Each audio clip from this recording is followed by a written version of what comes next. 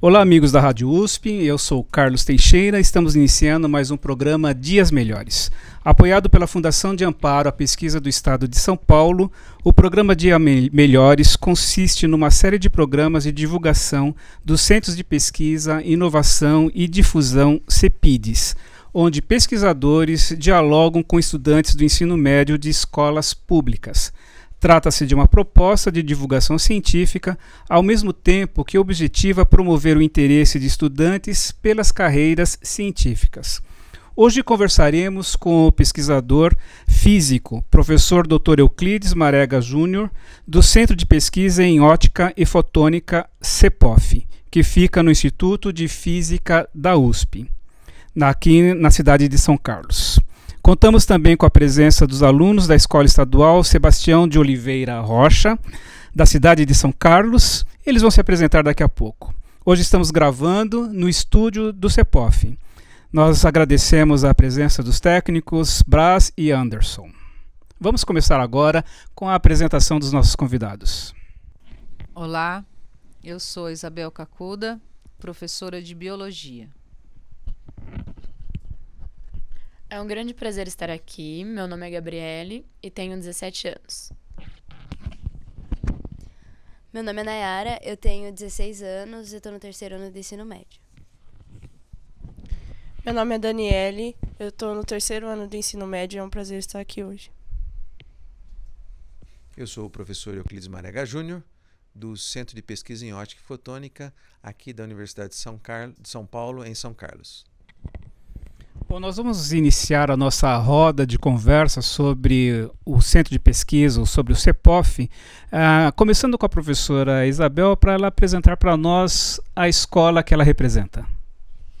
Bom, a nossa escola ela funciona num sistema de período integral, de ensino integral, e o diferencial dessa escola é que a gente tem a possibilidade de incentivar a ciência através dos clubes da ciência, onde vários professores têm as suas equipes e cada equipe está pesquisando algum tema. Ok, professora, muito obrigado por essa apresentação. Eu vou começar a nossa roda de conversa dirigindo uma pergunta para o professor Euclides, para que ele apresente para nós o que é o CEPOF e qual é a relação desse centro de pesquisa com o Instituto de Física da USP de São Carlos. Bom, como o Carlos já falou, nós somos parte de um programa da Fundação de Amparo à Pesquisa do Estado de São Paulo, FAPESP, que é chamado de CEPID. Dentro desses CEPIDs, que são vários, nós montamos um centro de pesquisa em ótica e fotônica, onde congregamos pesquisadores de várias áreas, não só da Universidade de São Paulo, mas também da Embrapa, aqui de São Carlos, da Unicamp, da Unesp, em Araraquara, da USP também, não só do campus de São Carlos, mas também do campus de Ribeirão Preto, e no qual todos esses pesquisadores têm algo em comum, ou seja, a pesquisa que esses pesquisadores desenvolvem no seu dia a dia estão de alguma forma relacionadas com luz. Quando eu digo luz, estou falando um pouco sobre na verdade um pouco não, estou falando sobre radiação eletromagnética, ou seja, como que a luz ela pode gerar inovação e aplicações no nosso dia a dia. Ou seja, a ciência que nós vínhamos fazendo constantemente aqui durante anos, com esse tema, com o CEPOF foi possível continuar num nível muito mais alto dessa pesquisa com financiamento contínuo, mas também transformar essa pesquisa, ou seja, ter o apoio para a transformação dessa pesquisa em inovação tecnológica. Ou seja, o grande diferencial que nós passamos a ter nesses anos passados foi que a nossa pesquisa, que é desenvolvida dentro da academia, ela teve uma conotação mais tecnológica. E outro fator importante, é como nós estamos aqui agora num programa de divulgação científica, foi também poder levar a ciência que a gente faz durante o nosso dia a dia às escolas, à comunidade em geral. isso é uma parte do programa CEPID, que é a parte de difusão científica.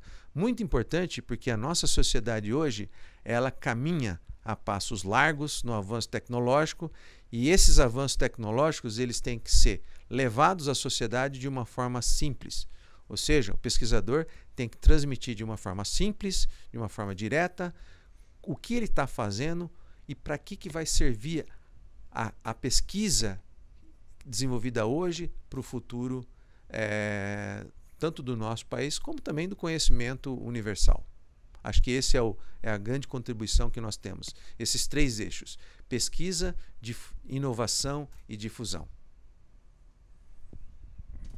Ok, professor Euclides, muito obrigado por sua resposta. E aquilo que o senhor apresenta, eu gostaria de dar uma ênfase específica no campo da difusão do conhecimento, né? Essa difusão do conhecimento, ela pode se expressar no meio acadêmico, como os pesquisadores o fazem muito bem, como cientistas, como os pesquisadores, né? Dialogando com os seus pares, mas essa difusão também se faz por meio da divulgação científica, né? Que é o diálogo que um centro de pesquisa, né? Um pesquisador e um cientista deve ter com a sociedade, né? Esse compromisso de dialogar em uma linguagem que a sociedade possa entender. Então essa é uma função muito importante que não apenas o CEPOF tem, mas os outros CEPIDs também têm na sua estrutura, né, de funcionamento esse diálogo com a sociedade. E para falar, né, nessa questão, né, para continuarmos, né, nessa questão de diálogo do Centro de Pesquisa com a sociedade, nós vamos passar a palavra agora para os alunos, né, para as alunas. O que vocês gostariam de perguntar para o professor Euclides? Bom, eu tenho uma pergunta. Quais tipos de profissionais trabalham no CEPOF? Bom, Gabriela. No CEPOF, o nosso centro é um centro multidisciplinar. Não, o que significa isso? Significa que ele agrega diferentes áreas do conhecimento, né? Todos de ciências naturais, tanto profissionais de física, química, biologia, outros profissionais da área de saúde como médicos, além disso tecnólogos como engenheiros. Todos esses profissionais participam do nosso centro. Nós temos da ordem, hoje, né, participando da ordem de 25 pesquisadores, doutores em tempo integral, que se dedicam a realizar pesquisas. Ou seja, a ciência hoje ela tem um caráter multidisciplinar. O que significa isso? Significa que pessoas, né, como a sua professora que está aqui, de biologia, elas têm que conhecer um pouco das outras áreas, para que esse diálogo aconteça. Da mesma forma, pessoas mais ligadas a exatas, no stricto senso, como físicos, né, tem que saber um pouco de como funciona, por exemplo, tecidos vivos. Por que isso? Porque inovações, tanto no campo da física quanto da biologia, e também da química, né? Química hoje, química biomolecular, química ligada a material biológico, é extremamente importante, tanto no desenvolvimento de produtos, fármacos. Bom, mas voltando àquela sua pergunta. Então, esses profissionais todos, eles multidisciplinares, eles dialogam entre si. Ou seja, quando eu falo dialogar, significa que pesquisas que estão relacionadas entre si, de diferentes áreas, elas têm um objetivo comum. Então, por exemplo, uma pessoa que trabalha com laser, desenvolve pesquisa em laser. Ou seja, a pessoa desenvolveu laser, fez todo um aparato. Esse laser ele pode ser utilizado para tratamento de certas doenças.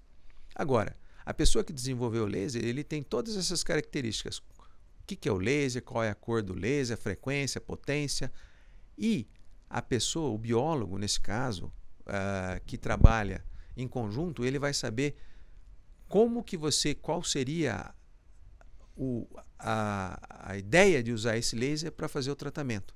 Então, essas duas pessoas dialogando e fazendo pesquisas em conjunto, ou seja, na multidisciplinaridade, faz com que os avanços cresçam. De certa forma, isso já acontece, né? No ensino médio de vocês estão estudando, né? E no próprio, quando vocês forem fazer Enem, vocês têm essas tentativa de integração entre essas disciplinas. Isso é uma coisa muito boa, certo? O futuro da ciência é que ela seja integrada. Então, não adianta hoje ser um bom profissional numa carreira muito específica, ou seja, eu quero estudar Claro, você pode ser, mas esses profissionais estão cada vez mais ficando restrito a um campo pequeno da ciência. É claro, por exemplo, físicos são importantes para estudar o universo. Mas também tem uma área hoje que chama astrobiologia.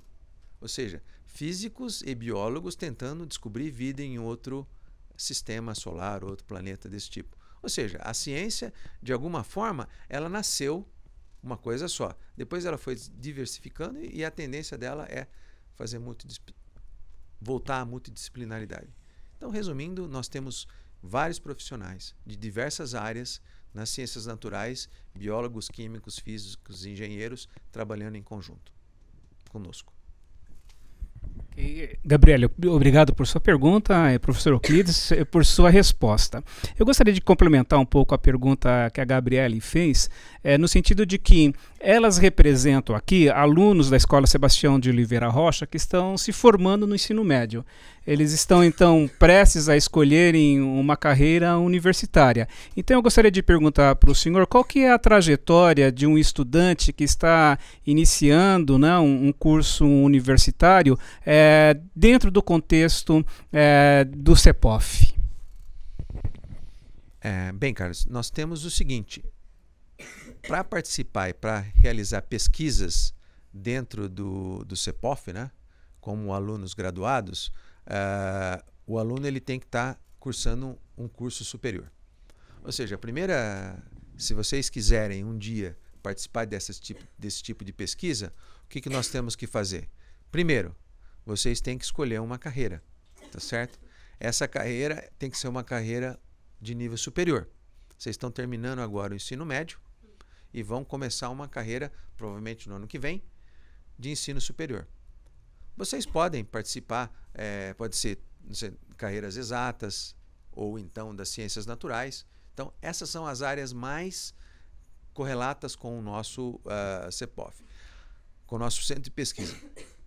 Porém, os primeiros anos que vocês ingressam na universidade são anos básicos, ou seja, geralmente os alunos que começam a graduação, eles começam a desenvolver pesquisa no segundo para o terceiro ano.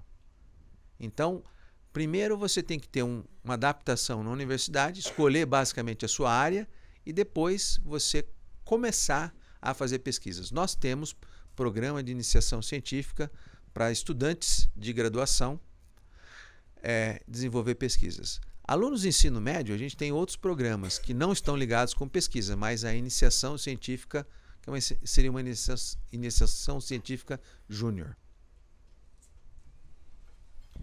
Muito bem, vamos prosseguir então com a nossa roda de conversa. Eu vou passar aqui a palavra para a Daniele. Daniele, que pergunta que você teria para fazer para o professor Euclides? Bom, eu gostaria de perguntar como que é feita a inclusão de alunos de graduação ou de pós-graduação no CEPOF?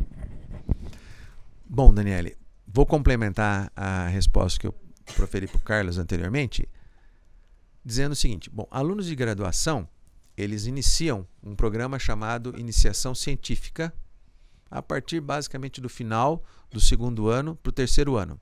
Esses alunos, quando eles ingressam, geralmente eles têm uma bolsa de iniciação científica, que é uma bolsa que dá um auxílio remunerado financeiro ao aluno e pressupõe que o aluno tenha que se desenvolver um conteúdo ligado a algumas áreas de pesquisa do CEPOF.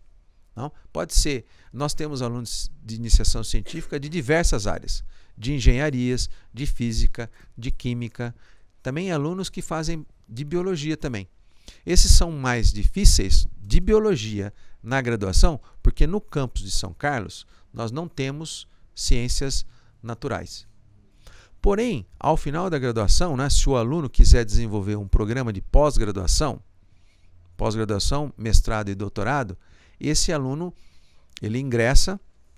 Nós temos no Instituto de Física um programa que é multidisciplinar, onde até biólogos podem participar, chama Física Biomolecular. Então, nesse caso, alunos egressos de biologia, por exemplo, podem participar. E aí eles desenvolvem mestrado, que são basicamente 2 anos, que seria um início à pesquisa acadêmica, um início mais formal. A iniciação científica seria uma coisa como ser um aprendizado. O aluno ele toma contato com o laboratório, ele toma contato com seminários. Já no mestrado, depois que ele termina a graduação, ele ingressa no mestrado, num programa de mestrado, e aí sim ele vai desenvolver a pesquisa dele, num tema dele. O mestrado geralmente são 2 anos. Finalizado isso, ele entra num programa de doutorado. Ou seja, o doutorado é o programa aonde ele se torna um pesquisador. Ao final do doutorado, o aluno ele defende uma tese e aí ele é apto a desenvolver pesquisa e ser pesquisador em centros de excelência no Brasil ou no exterior. E também, aí ele pode, depois disso, estagiar no exterior ou durante isso, né? Nossos alunos, nós temos contato com diversas instituições no exterior, nas quais muitos dos nossos alunos desenvolvem programas de intercâmbio.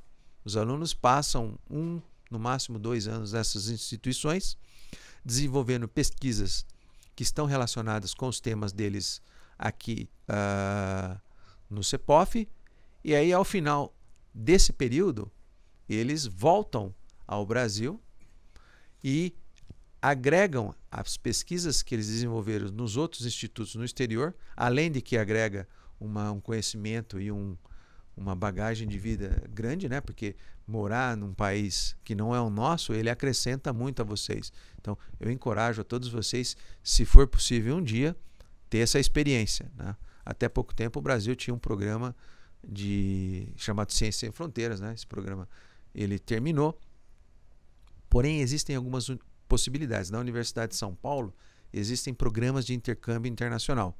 É claro que é muito restrito o número de pessoas que podem fazer isso aí na graduação, mas na pós-graduação já é muito mais, vamos dizer, não que é fácil, mas é muito mais usual que alunos. Tá? A própria FAPESP, todo aluno da FAPESP que tem bolsa de mestrado ou doutorado tem direito a 1 ano no período de bolsa a passar no exterior.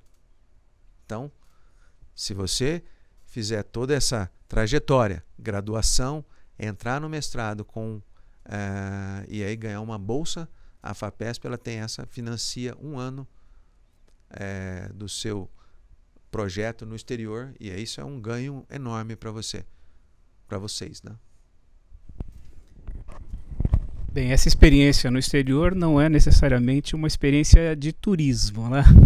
Mas a gente poderia chamar também que é um turismo acadêmico, né? Porque não deixa de ser uma oportunidade de conhecer pessoas diferentes, de conhecer, né, lugares diferentes e dentro do campo da ciência, né? Então, o propósito de se fazer, né, uma inserção no campo científico, né, é primeiramente de se promover, né, a ciência, de se trabalhar, né, dentro de um contexto, né, de pesquisa, mas ele também oferece essa oportunidade, né, de um intercâmbio, de conhecer pessoas, de conhecer lugares diferentes, né, que é um enriquecimento para a vida de todo jovem, né? Nós vamos passar agora a palavra para a Nayara. Nayara, qual a pergunta que você tem para fazer para o professor Euclides? Eu queria saber como que um aluno do ensino médio ele consegue participar do CEPOF. Porque, assim, tem muito aluno que tem muita curiosidade e gosta desse campo de pesquisa e tem vontade de participar. Eu queria saber se tem a possibilidade. Nayara, temos sim. Nós temos vários programas onde alunos de ensino médio e também fundamental podem atuar. Primeiro, como a professora disse, nós temos também clubes de ciências, né? Esses clubes de ciência, eles são voltados a alunos do ensino médio, onde nós desenvolvemos junto com escolas parceiras, né? Inclusive o Sebastião é uma escola parceira nossa, que desenvolve esse clube de ciências, que seria assim, vamos tomar como exemplo, para você gostar de alguma coisa, você tem que experimentar. Ou seja, para um cientista, o cientista ele começou a gostar de ciência porque ele experimentou de alguma forma, né? Se você experimentar, ou seja, se você começar a desenvolver ciência logo no ensino básico, você talvez tome gosto por ciência e aí um dia você pode vir a ser uma cientista, tá bem?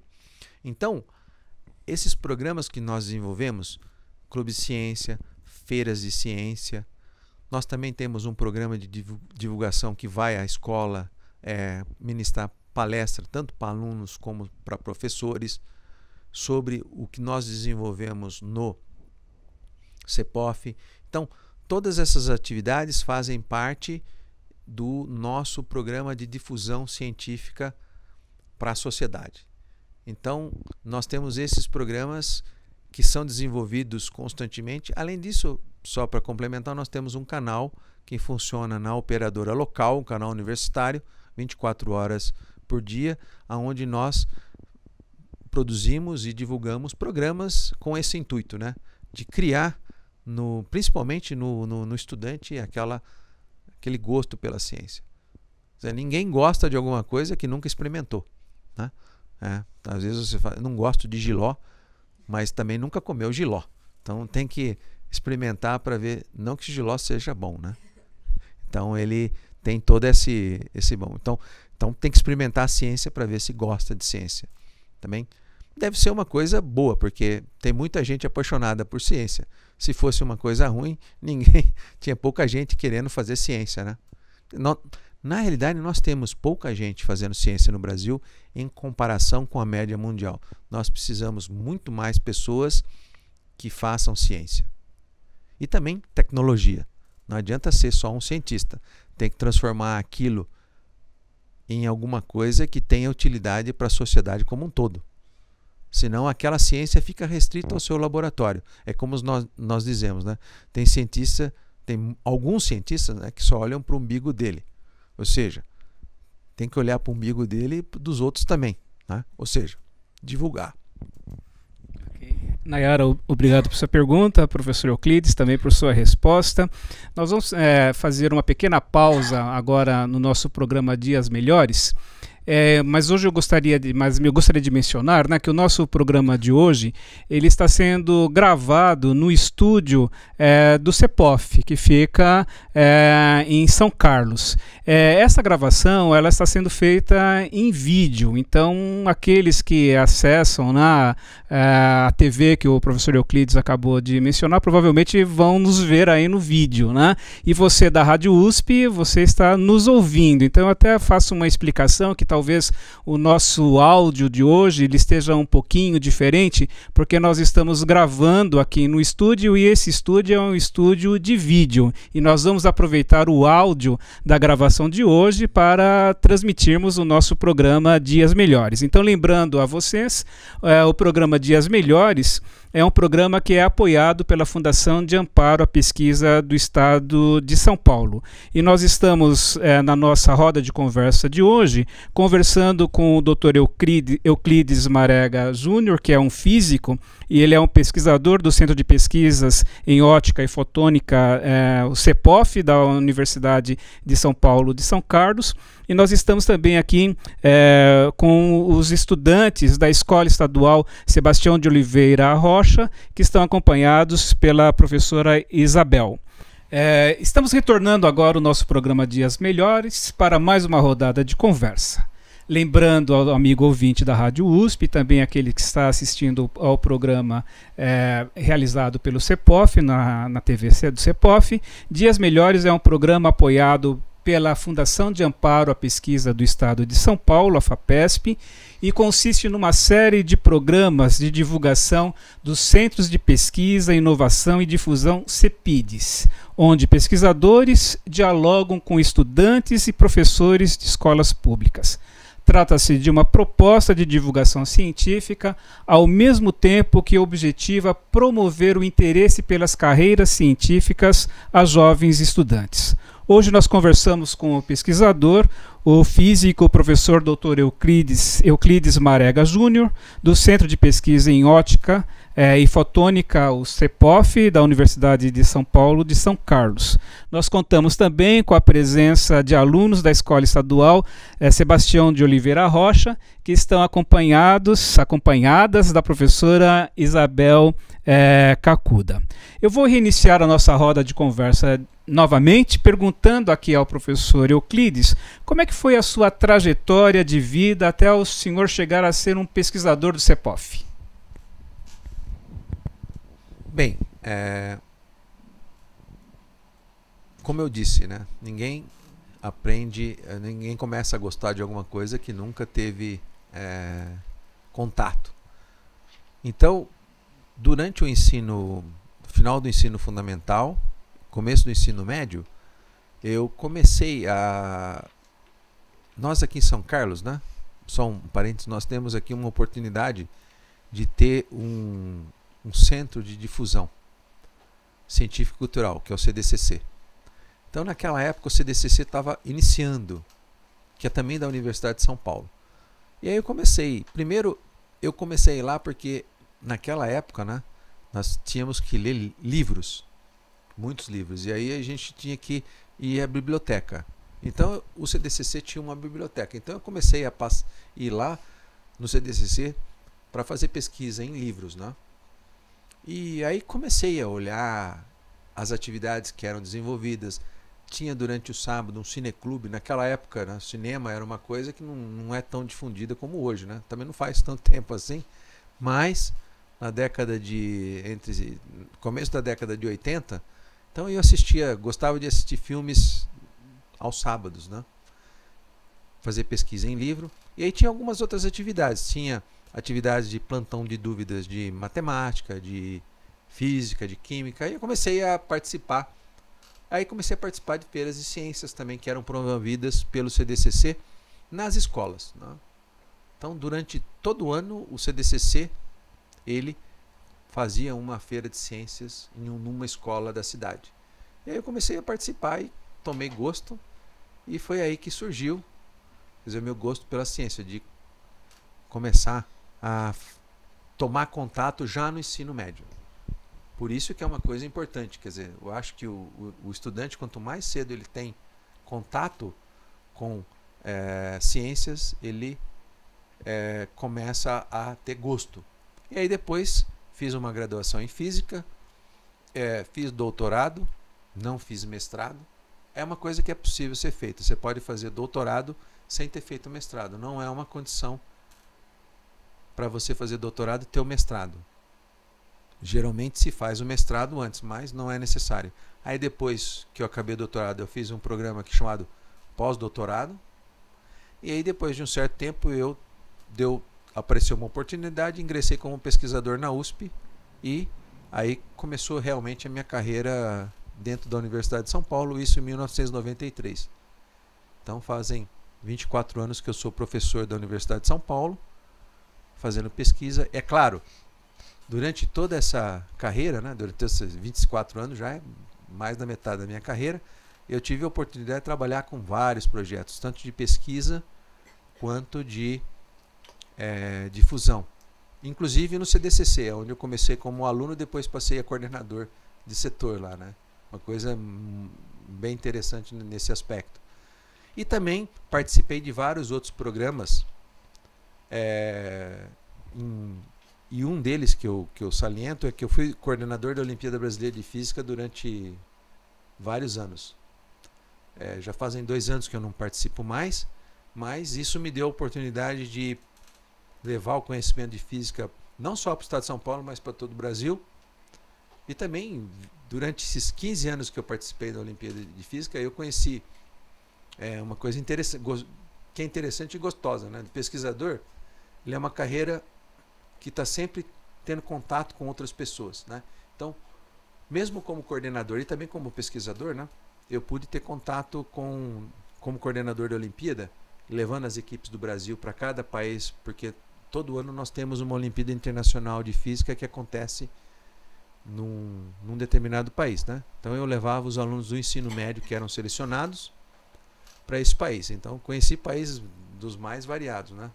Irã, Vietnã, Tailândia, Coreia, e assim vai. Cazaquistão, coisas. E aí isso é uma coisa interessante porque você tem esse contato com culturas diferentes, alunos diferentes, você vê qual que é a diferença entre o nosso sistema, o sistema deles, né? Eu já estive em Singapura 2 vezes, uma com a Olimpíada e outra num congresso, né? Então, como é que Singapura é um país que na década de 60 era um porto onde se acontecia de tudo, menos de tudo, como se imaginasse que você imagina como é a Cracolândia em São Paulo, não tanto, acho que mais desse tipo era Singapura. E como é que Singapura é o que é hoje? Então é possível, tá certo? E tudo isso foi possível por causa de educação. Então, essa carreira nossa de ser um educador, né? Minha, da professora Isabel, eu acho que é uma coisa importante, porque a educação é que vai mudar. Não adianta nada você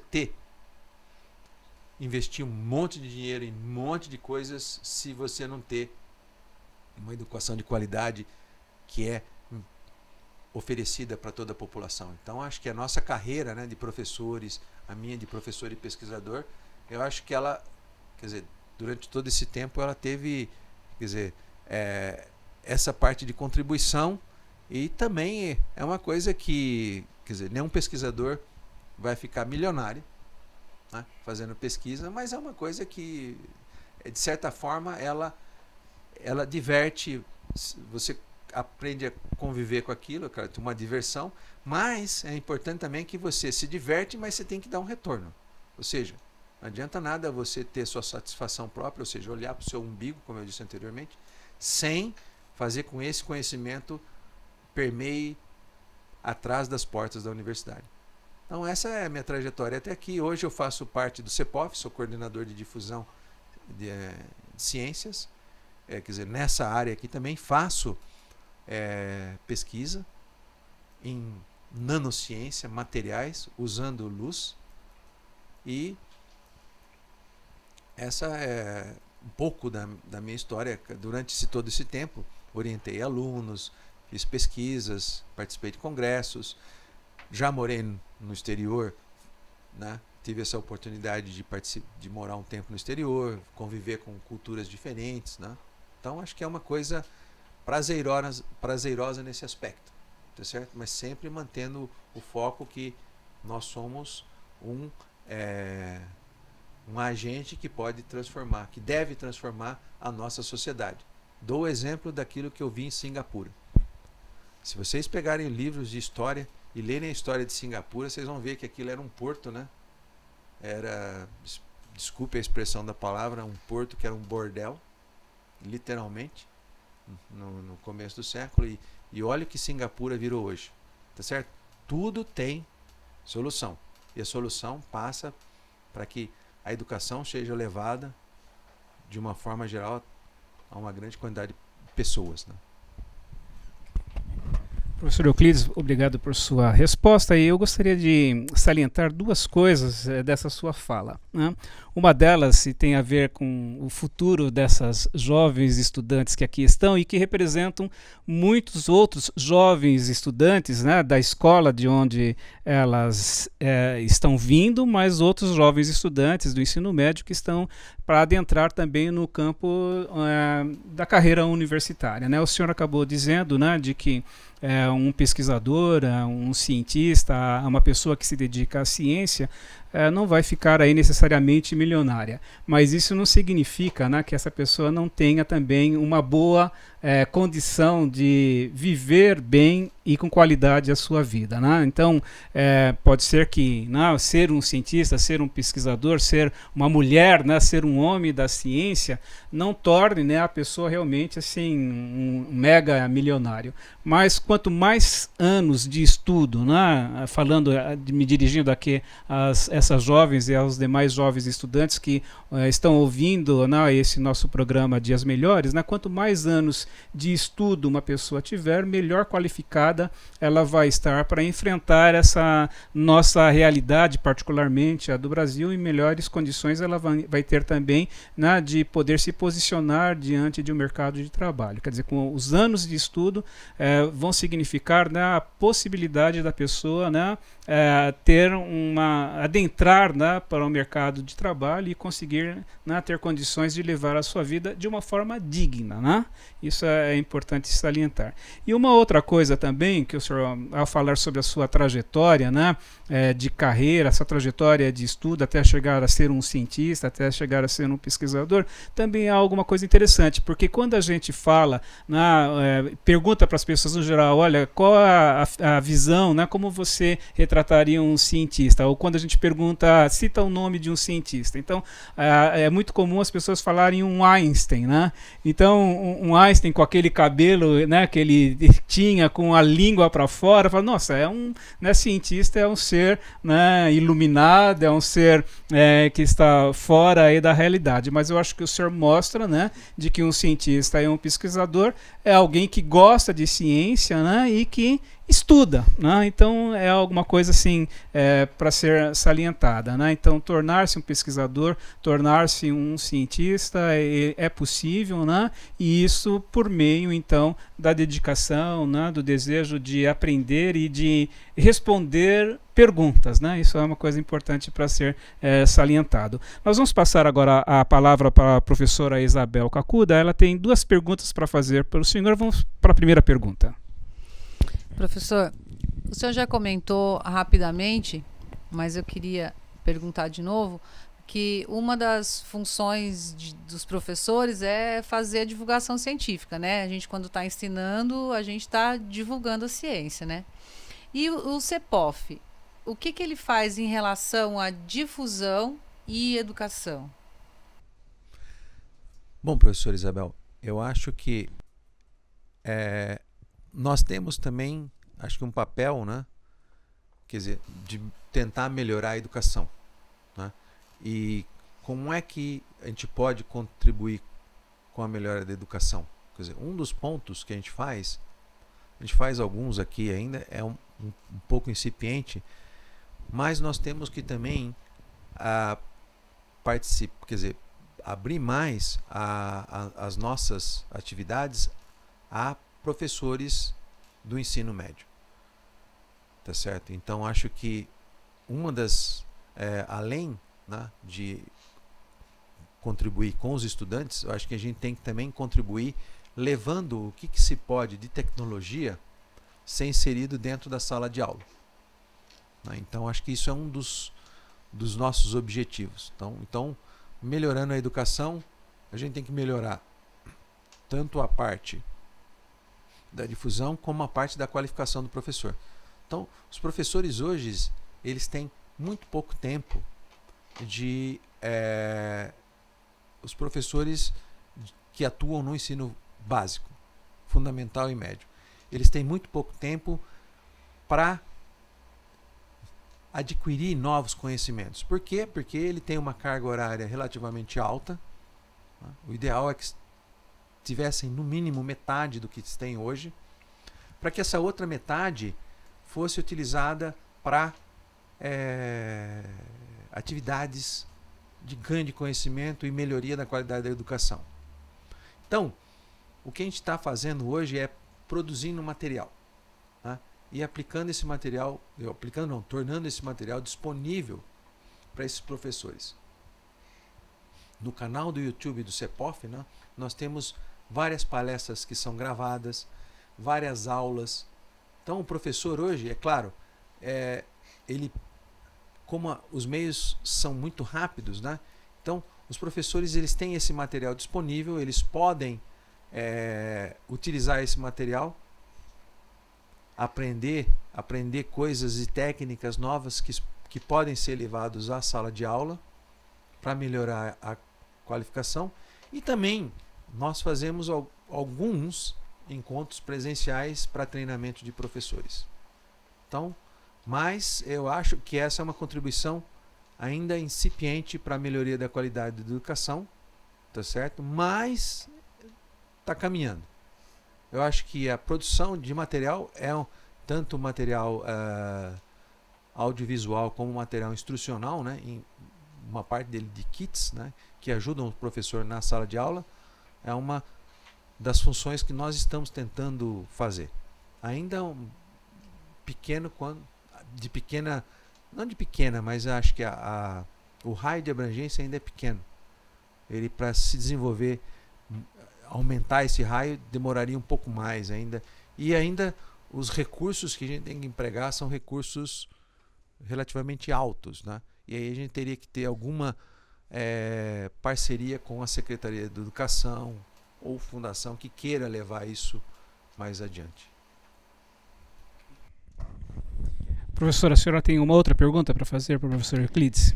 Eu acho que ele acabou respondendo a pergunta que eu ia fazer. Mas eu queria fazer um comentário que o senhor falou em relação ao tempo dos professores, né, para o estudo. Na escola de ensino integral, a gente tem uma parte do nosso tempo voltado para estudo, para correção de provas e preparação de aulas. Isso que ajuda também o desenvolvimento, né, dos clubes da ciência. Mas o que eu ia perguntar é que para os professores especificamente, né, o que o CEPOF oferece. Mas acho que o senhor já acabou respondendo, né? Quer complementar alguma coisa, professor Euclides? Eu acho que essa experiência que no estado de São Paulo nós temos de ensino integral, acho que como a professora falou, acho que isso deve ser uma coisa que deve ser, no futuro deve, né, não sei qual seria, talvez até perguntar para as garotas se elas acham que o ensino integral ele é uma das formas que vocês acreditam. Acho que vocês devem ter até passado por esses dois momentos, né? Ensino integral e ensino em meio período. Tá certo? Porque, vejam, a gente está tentando, né, na universidade a gente faz todo esse esforço, toda essa parte de difusão. Mas aquilo que a professora falou, se o professor não tiver um tempo, né, isso fica muito difícil, porque, é claro, uma pessoa ela tem 8 horas por dia de trabalho e depois ela tem que ter um descanso, né? Ninguém mesmo um pesquisador ou uma pessoa, ele dorme, né? Tá certo? Tem que dormir um período do dia. Então, essa carga horária dedicada também às atividades, ela vai em direção daquilo que é a filosofia de um próprio cientista.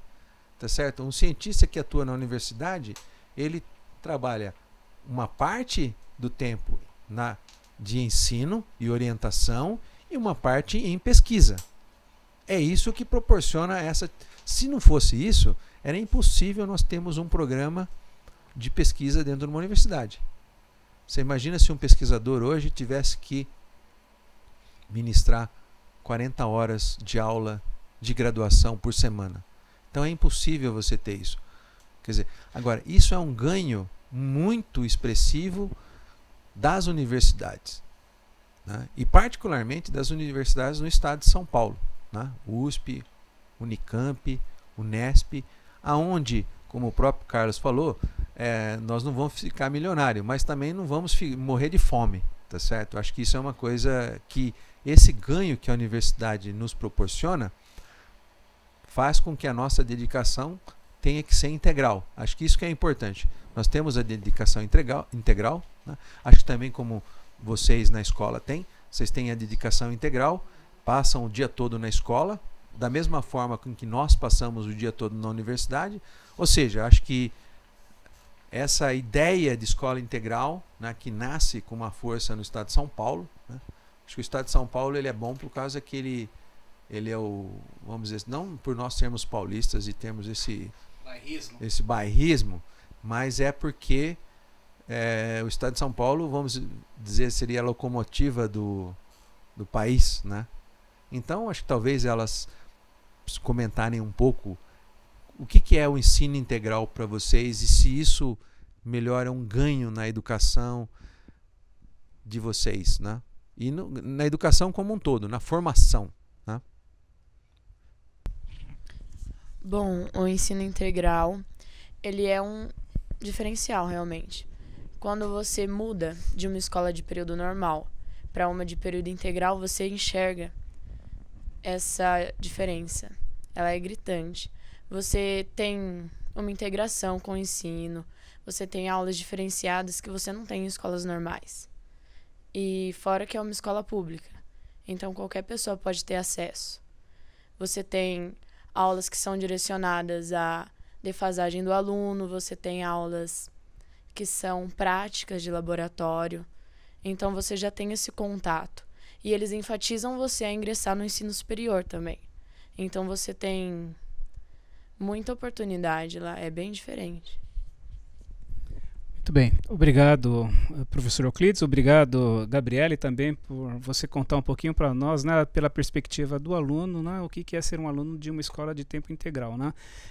Seria bem interessante, né, que todos os alunos de escolas públicas pudessem passar por essa experiência, né? Infelizmente não é a realidade para todos, então eu acho que vocês aqui representam, né, um grupo, né, de estudantes privilegiados, né, e que vocês possam realmente, né, fazer bom uso, né, desse privilégio que vocês estão tendo, né, e possam também avançar nesse interesse de vocês, né, pelos estudos e particularmente pelas carreiras científicas. Nós infelizmente estamos assim indo para o finalzinho do nosso programa Dias Melhores de hoje, mas acho que a gente tem tempo para mais uma pergunta. Quem que gostaria de fazer uma pergunta? Eu gostaria de perguntar. Qual a sua pergunta, Daniele? O fato de, por exemplo, meu grupo, a gente ganhou uma feira de ciências do ano passado, em 4º lugar. Se o fato da gente ter ganho a feira de ciências adiciona uma vantagem ou se ajuda na hora que eu for procurar ingressar no CEPOF, como em uma iniciação científica, por exemplo. Eu posso, professor Euclides, complementar um pouquinho a pergunta que ela fez, né? Porque ela falou de ter ganho, né? Elas tiveram o privilégio de ter ganho, né? De serem premiadas, né? De serem premiadas numa feira de ciência, mas o fato de não ganhar, né? De participar de uma feira de ciências, e claro, né? Se ganhar é muito melhor, né? Mas o fato de participar de uma feira de ciências, isso faz diferença na vida de um jovem? Olha, eu acho que isso é uma coisa muito importante, tá certo? Quer dizer, primeiro a importância acadêmica, né? O ganho acadêmico que vocês tiveram, de poder participar criando e mostrando algo para um público grande. Eu acho que esse é o primeiro ganho, um ganho seu para a sua vida. E segundo também, se pensar nessa parte de, quer dizer, a gente está dentro de um mundo de, quer dizer, nós do CEPOF, né, e pesquisadores, nós estamos dentro de um mundo acadêmico, né? Então acho que no mundo acadêmico o crescimento se dá a partir de ganhos nesse aspecto. Então é claro que a sua premiação na Feira de Ciências, isso traz um ganho para você, né? Então no futuro isso aí vai ficar na sua memória.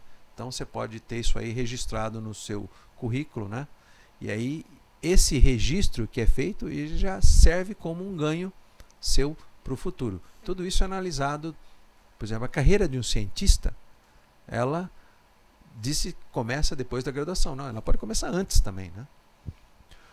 Como eu disse para vocês, eu fui durante 15 anos professor, coordenador da Olimpíada Brasileira de Física, que seleciona alunos do ensino médio para representar o Brasil numa Olimpíada Internacional, né? Alunos meus, né, que participaram de treinamento aqui do estado de São Paulo, de outros estados, eles, pelo fato deles participarem da Olimpíada Internacional, isso já abre portas, quer dizer, incomensurável para eles. Muitos deles foram aceitos para fazer graduação fora do Brasil com isso. Ou seja, mesmo estando no ensino médio, essas atividades extracurriculares, elas são muito interessantes e muito levadas em conta. Nós não temos essa cultura no Brasil, infelizmente, de dar crédito a atividades extracurriculares que os alunos fazem. Mas em outros países, vou te dar um exemplo dos Estados Unidos, para você ingressar numa universidade, lógico que você tem que fazer como se fosse um vestibular, né? Que é o chamado SAT, que é o Enem americano. Porém, além disso, as escolas pedem que vocês escrevam como se fosse um ensaio. O que sou eu? O que eu fiz até agora? Né? Você tirou 10 do exame de ingresso, não fiz nada até agora, só estudei. Eles podem te recusar. Por quê? Porque isso não vai agregar nada à universidade deles.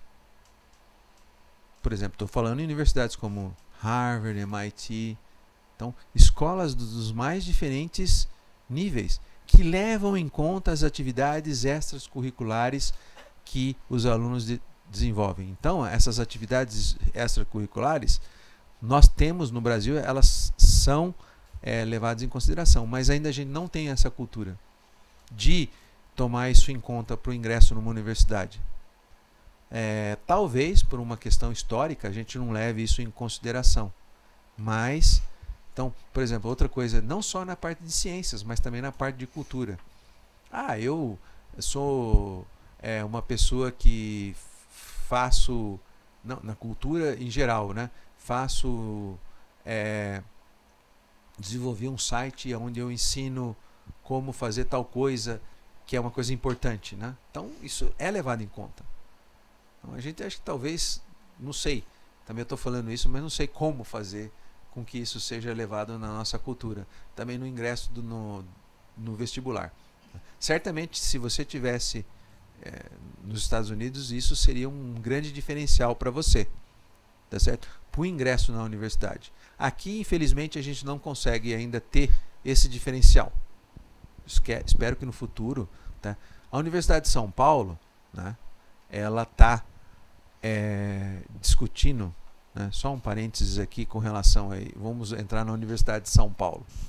A USP, ela está em uma discussão muito grande de ingresso, como fazer o ingresso na universidade. Então existe, o que é o ingresso tradicional? O ingresso tradicional na Universidade de São Paulo, para vocês, né, são duas formas hoje. O SISU, que é o Sistema Unificado, que usa a nota do Enem, que é uma evolução, de uma certa forma, do vestibular tradicional, e a FUVEST tradicional, né, que já vem ao longo de anos realizando uma prova que, não sei, talvez nós comungamos, eu e a professora Isabel, que ela, mesmo que a prova parece ser parado no tempo, né? Ela é sempre uma coisa muito engessada, não faz com que, às vezes, ou seja, o aluno tem que, a criatividade ali é muito pequena, né? Tem que ter um conteúdo muito grande e talvez detalhes possam definir a carreira de um estudante. Agora, esses detalhes são complicados, né, de se terem. Então, como fazer o ingresso na Universidade de São Paulo? Será que existem outras formas além do vestibular? Né? Então, acho que essa é uma das coisas que temos que parar e refletir. Né? No caso delas que participaram disso, que tem escola integral, que desenvolvem vários tipos de atividades. Ou seja, será que o ganho de um estudante que entre na universidade com essa cultura anterior não vai melhorar a universidade? É claro que vai, tá certo? Agora, não adianta fazer tudo isso e não ir bem nas matérias. Tem que ir bem nas matérias. Acho que isso é uma coisa fundamental. Ou seja, tem que ir bem tanto na parte de ciências, linguagem e matemática. Acho que isso é uma coisa fundamental. Senão, não tem como, você pode ficar fazendo milhares de atividades extracurriculares e aí você não, em qualquer lugar do mundo, tá certo? Eu acho que poderíamos também complementar um pouquinho dizendo o seguinte, que essa participação em atividades, né, extracurriculares, bom, Feira de Ciências de uma certa forma está dentro do contexto ainda curricular, né? Mas se a gente considerar isso como uma atividade extracurricular, como uma participação em atividades voluntárias, por exemplo, né, isso vai contar também para o mundo do mercado, né? Quando a pessoa for se inserir no mercado de trabalho, ela vai se candidatar e isso vai fazer a diferença, né? Então, participar dessas atividades atividades, né, de feiras, né, de ciências, participar de atividades extracurriculares, como a pessoa ser voluntária ou ter um site, né, para ensinar a qualificar em algum aspecto, vai fazer a diferença no ambiente de trabalho, né, no mundo do trabalho, numa entrevista, mas acho que também numa entrevista de mestrado, né, porque para entrar no mestrado, numa pós-graduação, vocês vão precisar prestar uma prova, e se vocês passam nessa prova, uma outra etapa dessa prova é uma entrevista, né? Então vocês vão ser entrevistadas, né? E nessa entrevista vai aparecer também, ser analisado o currículo de vocês. Então a participação de vocês, né, numa feira de ciências, lá no ensino, quando estiverem se candidatando para o mestrado, né, ter participado de uma feira de ciências no ensino médio vai fazer a diferença, porque uma pessoa para o mestrado precisa fazer pesquisa, né? E se ela já tem uma iniciação científica no ensino médio, depois na graduação também passando por um período de iniciação científica, isso vai fazer a diferença e vai ser assim um ponto a mais, né, quando estiver competindo com outros candidatos, né, para entrarem numa vaga de mestrado, né? Então, parabéns a Daniele, né, e as amigas, né, por terem ganho uma premiação, mas parabéns sobretudo por terem participado, né? Essa participação, ela é alguma coisa também importante. E parabéns a todos aqueles alunos que, embora não tenham sido premiados, mas que fazem parte, né, e que aceitam esse desafio de fazerem, né, parte de uma feira de ciências. Nós vamos terminar a nossa programação de hoje, né, o nosso programa Dias Melhores, que hoje, de uma forma diferente, ele está sendo gravado em áudio, mas também está sendo gravado em vídeo aqui no estúdio do CEPOF, então vocês vão poder ouvir, né, pela Rádio USP e também assistir isso pelo YouTube. Depois o professor pode falar, né, qual o canal de YouTube direitinho e repetir onde se sintoniza, né, a programação do CEPOF na TV. E eu gostaria agora de perguntar para o senhor, que é a nossa pergunta final, né? O nosso programa, ele tem o nome, né, Dias Melhores. E é uma pergunta que eu tenho feito a todos os pesquisadores, né, dos CEPIDs que passam aqui pelo programa Dias Melhores, que é o seguinte: professor Euclides, né, como é que o CEPOF, o Centro de Pesquisas em Ótica e Fotônica, né, da Universidade de São Paulo, contribui para que os nossos dias sejam dias melhores? Olha, a nossa contribuição, ela, vamos dizer assim, de certa forma, ela é pequena. Mas é assim que se faz, né? Você tem uma contribuição pequena aqui, outra pequena ali, outra pequena ali. Aí, somando tudo, nós vamos construindo, né, o nosso estado, a nossa nação, e isso faz com que a população, de uma certa forma, ganhe na qualidade de vida. Acho que esse é o objetivo. Então, eu sempre sou uma pessoa otimista no aspecto de... Otimista, eu sempre falo assim, eu sou um otimista realista, tá certo? E nossa realidade é uma realidade dura, mas já foi dura para muitos dos povos, quer dizer, praticamente todos os povos já, né, do planeta já passaram por problemas complicados, né? Mas eu acho que a gente está, se você olhar, né, há 20 anos atrás, 40 anos atrás, 50 anos atrás, 100 anos atrás, cada dia está melhorando, né? E está melhorando por quê? Porque acontecem coisas, né? Ou seja, melhora a qualidade da educação, a massificação, ou seja, a educação levada a todos. É claro, a gente tem que levar a educação a todos, mas com qualidade. Então, já atingimos praticamente tudo, todo o estado, todo o Brasil, sim. Agora nós temos que melhorar a qualidade. Mais acesso. Eu acho que mais acesso à educação, mais acesso a resultados de pesquisa, tá certo? E uma das coisas que eu acho que é fundamental é que toda essa capacidade nossa, né, adquirida nesses anos e anos, né, nós temos que transformar isso de uma certa forma em alguma coisa que a sociedade veja e sinta orgulho, né? Puxa, aquilo lá foi produzido, não porque nós somos professores da USP, mas porque lá foi produzido na USP, né? A USP, nossa, a USP é o nosso orgulho. Então acho que isso é uma das coisas que os dias melhores caminham a passos não tão largos quanto nós gostaríamos, mas eles estão vindo, né? Eu sempre lembro de uma frase de meu pai, meu avô, que dizia que naquela época, puxa, naquela época não tinha nem geladeira, né? Hoje você abre a geladeira, está cheio de comida, tá certo? Então não precisa ficar procurando e acordando 5 horas da manhã para tirar leite, para fazer coisas, né? Que eram coisas corriqueiras há 100, 50, 60 anos atrás. Então, nossos dias melhores estão vindo, né? Eu acho que com educação e com essa difusão que a gente está educação do conhecimento, não só do conhecimento, mas também do que é feito, né? Ou seja, do agregado todo, né? Conhecimento, pesquisa, isso vai fazer com que os nossos dias sejam cada vez melhores, né? Eu acho que num país que tem você joga 1 grão de feijão e nasce um pé e tem 60 grãos, não é possível a gente não ter dias melhores. A finalidade básica do ser humano na Terra é sobreviver. Só vai sobreviver com comida, né? Então não é possível que nós temos um país com todos esses recursos e a gente não conseguir ter um bom... É só a gente continuar acreditando, tá certo? Mesmo que demore um pouco, mas fazer o quê?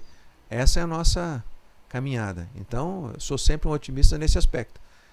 Vamos melhorar. Estamos melhorando, tá certo? Estamos melhorando. Às vezes a gente anda 2 para frente, dá 1 para trás, a gente anda 3, 2, 3, anda 5 e dá 1. Ou seja, nossa caminhada não é uma coisa contínua, tá certo? Mas se a gente for olhar por esse aspecto, né, nós estamos melhorando, tá certo? E os dias vão ser cada vez melhores. Eu acho que essa seria essa. Os dias vão ser cada vez melhores. É claro que de vez em quando a gente passa por uma turbulência, tá certo? Agora, usando uma expressão difícil, mas turbulência, né? Principalmente o professor Vanderlei Banhato, mas turbulência é uma coisa que acontece na natureza e que às vezes tem fatores que nós não conseguimos controlar, né? Em física acontece isso, né? Quando um fenômeno é turbulento, ele acontece por alguma variável ou acaso. Parece que essas coisas também acontecem na nossa vida, mas o importante é que cada dia é melhor que o anterior, ou que o anterior, e que o anterior, e assim vai. Eu acho que isso é uma das coisas. Nós temos um país que é um país, de certa forma, multirracial, sem nenhum tipo de... Claro, sem nenhum tipo é uma coisa muito forte, mas não temos assim um problema interno como tem nas outras partes do mundo, né? Nós temos uma aceitação mútua muito grande entre os povos que vivem no Brasil, né? As diferentes não etnias, mas as diferentes pessoas, tá certo? A gente recebe muito bem pessoas do mundo todo e convivemos. Eu acho que a violência é um problema nosso. Nós temos que resolver isso. Eu acho que isso é uma das grandes coisas para o nosso futuro, né? Também eu sempre acredito o seguinte: educação e vai ser o nosso diferencial, tá certo? A gente pode fazer tudo. Se não der educação, não adianta nada. É possível mudar tudo com a educação, né? Então acho que isso é o nosso ganho. Ok, mas eu ainda vou insistir um pouquinho na pergunta que eu fiz para o senhor, para que o senhor tenha a oportunidade, né, nessa finalização de programa, para que o senhor fale especificamente sobre algumas pesquisas, né, que o CEPOF faz. Não vai dar para o senhor falar detalhadamente por conta do nosso tempo, mas acho que seria uma oportunidade de mostrar também para essas jovens que estão aqui, para os nossos jovens estudantes, que pesquisa específica que o CEPOF faz. Bom, nesse aspecto eu vou me ater a um ramo, né, das atividades do CEPOF, que é a parte de interação de luz com matéria orgânica, que é chamada biofotônica. Como eu falei para vocês, quer dizer, nossa intenção aqui é sobreviver. E nesses tempos, né, a gente teve um ganho enorme na expectativa de vida. Agora, um ganho enorme na expectativa de vida faz com que doenças como o câncer, né, sejam cada vez mais frequentes. Não que isso não fosse no tempo, 100 anos atrás. É que a expectativa de vida não era tão grande quanto é hoje. Então, especificamente sobre o câncer, nós não temos hoje uma cura, né? Temos tratamento que podem levar à cura. Agora, é provado que se você conseguir detectar no começo, é quase 100% curável. Então, uma das coisas que a gente tenta fazer é usar a luz para tentar detectar câncer de pele e outros órgãos internos. E mais recentemente, a gente tem um programa de fazer biosensores que detectam quantidades minúsculas, ou seja, muito pequena, de moléculas biológicas que são liberadas por células anormais. Ou seja, isso pode ser uma evidência de que você tem alguma coisa. Se isso for no futuro, se isso for não, eu acredito que isso vai ser o futuro. Então você vai no seu médico ou vai em algum lugar, tira um pouquinho de sangue, o seu médico fala, puxa, você tem 90% de ter alguma coisa, vamos investigar. Muito pequena, mas tem. Identificado, tirado, a nossa sobrevida vai melhorar. Ou seja, isso é uma das coisas que nós estamos tentando fazer isso aqui. É claro, não só nós, mas muitas pessoas do mundo todo. Mas acho que é uma coisa que é uma coisa que nos dá vislumbra esse futuro, né? E isso é uma coisa que afeta todo mundo, né? Ninguém gosta de ficar doente, né? Tá certo? Acho que é uma das coisas que todo mundo gosta de ter uma vida saudável. Então acho que é uma das coisas, mas tem coisas que não fogem ao nosso controle. Então acho que essa é uma das coisas que a gente está tentando fazer com que as pesquisas em diagnóstico, né, e também tratamento evoluam, né? Isso é uma das finalidades do CEPOF, usando, né, quer dizer, a radiação eletromagnética, que é a luz, né? E aí vem luz fotônica, então todos esses adjetivos do nosso centro. Ok, obrigado, professor Euclides. Eu acho que sobre a pesquisa específica do CEPOF nós poderíamos passar aqui mais um outro programa, né, só para tratar desse assunto. Mas infelizmente nós vamos encerrar o nosso programa Dias Melhores de hoje. Lembrando que nós contamos hoje com a presença do físico, professor Dr. Euclides Marega Júnior, representando o Centro de Pesquisas em Ótica e Fotônica, o CEPOF, da Universidade de São Paulo, de São Carlos. Nós contamos também com as alunas Gabriele, Nayara e Daniele, acompanhadas da professora Isabel Cacuda, representando os alunos da Escola Estadual Sebastião de Oliveira Rocha. Nós agradecemos também a participação, não aqui presencial, mas por trás aqui dos microfones e no estúdio, das câmaras, né, do Brás e do Anderson. Obrigado pelo apoio de vocês para a nossa programação de hoje. Nós agradecemos também a você, amigo ouvinte da Rádio USP. Nós vamos nos despedindo por aqui. Lembrando que o programa Dias Melhores é um projeto de divulgação científica apoiado pela Fundação de Amparo à Pesquisa do Estado de São Paulo, FAPESP. O programa Dias Melhores objetiva divulgar os Centros de Pesquisa, Inovação e Difusão, CEPIDs, ao mesmo tempo que procura incentivar jovens estudantes a se interessarem pelas carreiras científicas. Nós vamos encerrar o nosso programa de hoje ouvindo mais uma música, e dessa vez a música escolhida pelo professor Euclides. Que música foi o que o senhor escolheu para encerrarmos o nosso programa de hoje, professor Euclides? Bom, eu vou escolher a música que é uma música que reflete, né, no meu modo de ver, né, o Estado de São Paulo, a Universidade de São Paulo, né, e o espírito paulista, né, que seria o Trenzinho do Caipira, de Heitor Villa-Lobos, né, que ele dá toda vez que você escuta essa música, você cria como se fosse uma esperança, né, daquela locomotiva. O Estado de São Paulo é a locomotiva que não para, né? Então acho que pega bem o espírito nosso, né, de pessoas que vivem no Estado de São Paulo, tá certo? Sendo um pouco desse aspecto bairrista, mas acho que ele reflete bem a nossa vontade de sempre, vamos dizer assim, caminhar para dias melhores. Muito bem, nós embarcamos então hoje na nossa roda de conversa, né, num trem de perguntas e respostas, né, no trem da ciência, e vamos encerrar o nosso programa ouvindo então Trenzinho Caipira. Obrigado pela participação de vocês, obrigado a vocês ouvintes.